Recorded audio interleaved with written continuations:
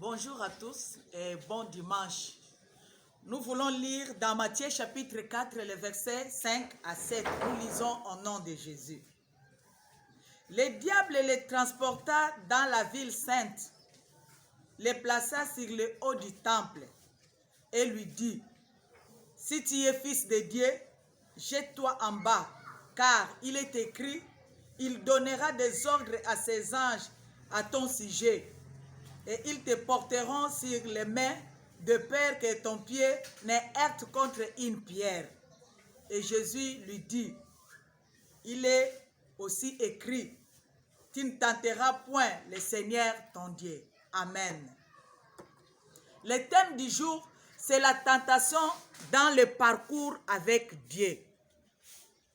Ici, la Bible nous dit: Jésus fut emmené par l'Esprit dans le désert pour être tenté par le diable.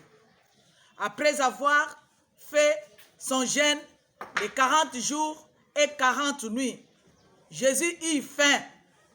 Le tenteur s'approcha et lui dit: si tu es fils de Dieu, jette-toi sur le haut du temple, et Dieu ordonnera à ses anges de te transporter sur les mains. Mais bien aimés, nous devons savoir que quand quelqu'un est placé sur le haut de la maison, il ne peut pas se jeter. Il doit emprunter ou bien les escaliers, ou bien il va prendre l'ascenseur et non se jeter par la terre. Le diable, dans ses paroles, est rempli de mensonges, parce que le pain ne provient pas de la pierre, mais de la farine. Mais qu'est-ce que le diable dit? De prendre le pain pour que ça puisse devenir la pierre, pour que ça devienne le pain. Or, ça ne se fait pas de la sorte. C'est la farine qui donne le pain. Là, vous cherchez à tenter Dieu. Or, on ne peut pas tenter Dieu. Dans la vie, il y a les principes et les processus normaux qu'on doit suivre sans chercher un miracle. Ne soyez pas un faux Jésus ou un faux chrétien. Marchez avec Dieu, prêcher la bonne nouvelle, connaître Dieu, avoir un don spirituel est important. Mais faire un parcours avec Dieu est très important.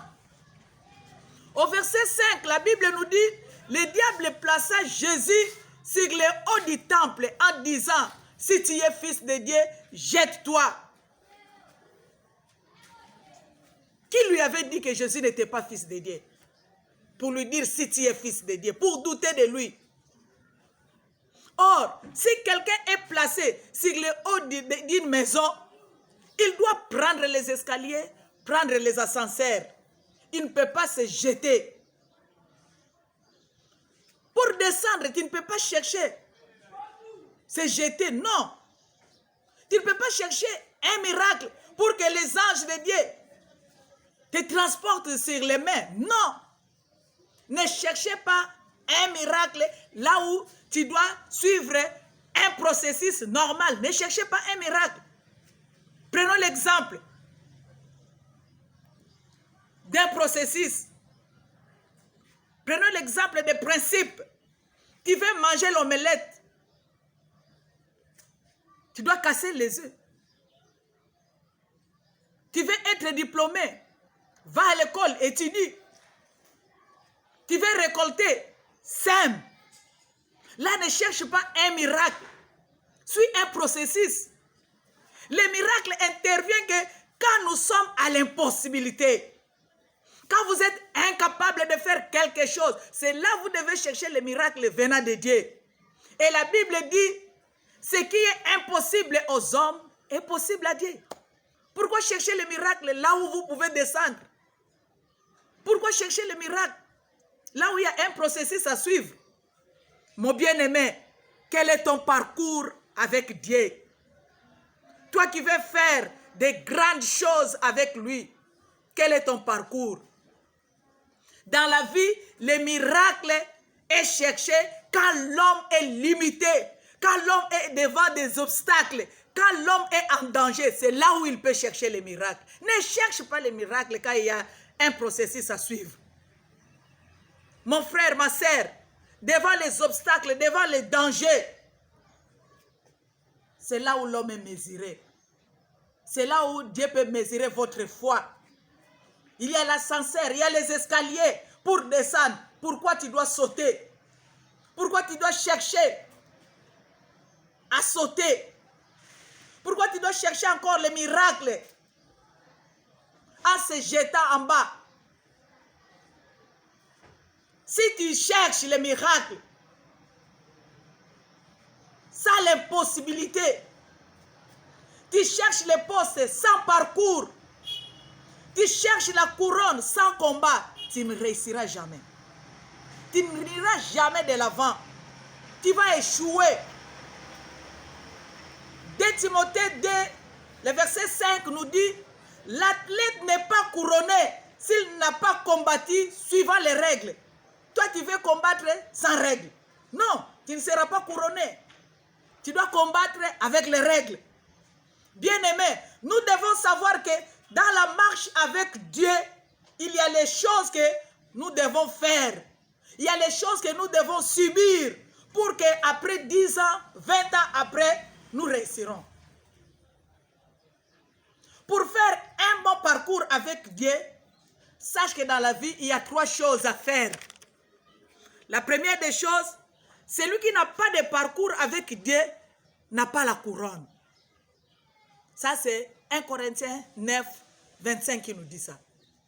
Dans la vie, si tu n'acceptes pas les difficultés, si ton parcours, tu ne vas pas réussir. La couronne est réservée pour celui qui a des combats sur son parcours avec Dieu. C'est à lui qu'est réservée la couronne. Ne te jette pas en bas pour avoir la couronne. Et à quoi bon? Avoir l'argent, les enfants, les affaires, mais tu perds ta vie. Tu perds ta couronne. À quoi bon? Si tu te jettes, tu peux avoir l'argent.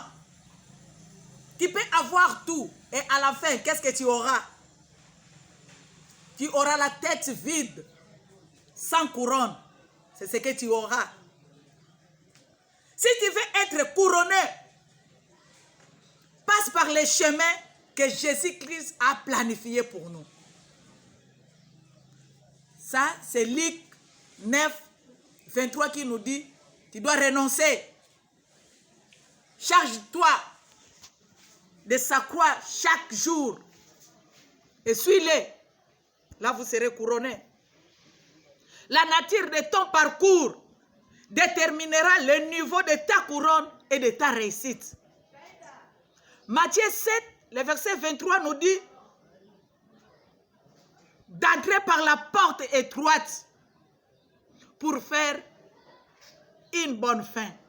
Nous devons entrer par la porte étroite. Mais bien aimé, quel est le terminus de ton parcours avec ta façon d'agir, ta façon de faire? Sache que si ton parcours est insupportable pour ton ennemi, ta couronne aussi le sera. Blesse les gens par l'annonce de la bonne nouvelle pour plaire à Dieu et non flatter les gens pour les plaire. Ne dis pas oui dans le mal, décourage le mal. Les gens qui font le mal à cause de la couronne, décourage-les, enseigne-les, corrige-les, transforme-les par la bonne nouvelle. À la fin de toutes choses, les gens sauront et ils seront étonnés de voir ta bénédiction et de voir ta réussite. Deuxième chose à faire pour faire un bon parcours avec Dieu, Tu dois être expérimenté. L'expérience t'aidera à faire un bon choix dans la vie. 1 Corinthiens 10, 23 nous dit, tout est permis, mais tout n'est pas utile. Tout est permis, mais tout n'édifie pas. Est-ce que mon frère, ce que tu fais, ça t'édifie? 1 Corinthiens 10, 23 nous dit ça. Tout n'édifie pas. Tout est permis, mais tout n'est pas utile. Tout est permis, mais tout n'édifie pas. Et dans Jean 6, 68, l'apôtre Pierre a fait un bon choix en disant, Seigneur, où irions-nous? Tu as la parole de la vie éternelle. Ça, c'est un bon choix qu'il a fait. Dans la vie, toi qui me regardes, fais beaucoup d'attention de faire un mauvais choix. Un mauvais choix te rendra une vie dure. Un mauvais choix, mon frère, ma soeur, ça va t'amener aux ennuis. Attache-toi dans la vie à une personne qui a quelque chose à perdre. Mais celui qui n'a rien à perdre, n'a peur de rien. Il peut faire n'importe quoi.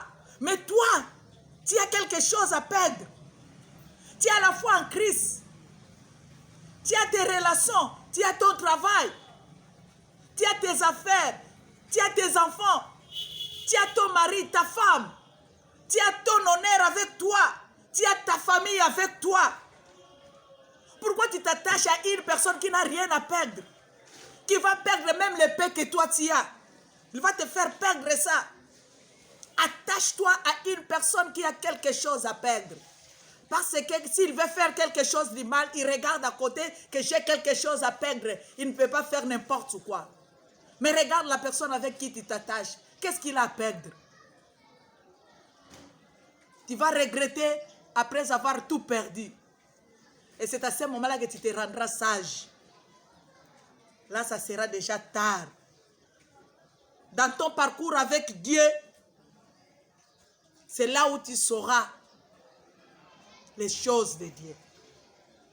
Bien-aimé, qui me suit à ce moment, tu peux faire cette prière avec moi. Seigneur, ne me laisse pas perdre ce que j'ai. Même si je suis faible, aide-moi à me relever. Amen. Troisième chose à faire, ton parcours avec Dieu prouve ta fidélité. La personne qui marche avec Dieu peut tomber, mais elle se relève. Elle ne reste pas par terre. Elle se relève. Le Seigneur ne regarde pas ce que tu es aujourd'hui, mais le Seigneur regarde ce que tu deviendras. C'est à cause de ça qu'il t'appelle juste. Même Proverbe 24, le verset 16, partie A, nous dit, car 7 fois les justes tombent et ils se relèvent. Est-ce que toi tu te relèves? Même si tu tombes, relève-toi. Une fois et pour toujours, pour faire preuve de ta fidélité. Relève-toi, mon frère, ma soeur. Dieu veut que nous restons debout. Nous ne tombions plus. C'est ce que Dieu veut. Comme ton parcours avec Dieu prouve ta fidélité. Cette fidélité est une caractéristique des croyants. Ça se démontre par les services de Dieu, par la proclamation de la bonne nouvelle, par les soins des objets consacrés, par les services rendus aux frères et sœurs, par l'honnêteté, par le travail effectué, par la capacité de garder les secrets. Et dans tout cela, jusqu'à la mort. La fidélité est particulièrement indispensable chez les serviteurs de Dieu, chez leurs époux et épouses, chez leurs enfants. Nous, chrétiens, nous sommes appelés à s'associer avec ceux qui font preuve pour que nos promesses s'accomplissent. Est-ce que toi tu fais preuve? Mon frère, ma sœur, est-ce que ton parcours avec Dieu fait preuve de la fidélité ou non? Ton expérience de faire un mauvais choix, t'as déjà rendu sage ou pas? Est-ce que cette expérience t'a aidé à faire un bon choix dans la vie une fois pour toutes? Ou bien tu retournes toujours dans des mauvais choix? Sache que tu n'as pas de parcours avec quelqu'un, mais tu as des parcours avec Dieu. Tu n'auras pas la couronne si tu ne combats pas. Sans difficulté dans le parcours avec Dieu, tu n'auras pas de couronne. Cherche à avoir la couronne. Ne regarde pas les difficultés qui t'entourent. Ne compte même pas sur la période, mais compte sur la couronne que tu auras. Compte sur ta réussite. Reste fidèle avec Dieu. La tentation dans notre parcours avec Dieu est permanente. Soyons forts. Dieu est toujours avec nous. Il nous garde, il nous protège. Il nous a promis d'être avec nous tous les jours jusqu'à la fin. Que Dieu vous bénisse. Merci.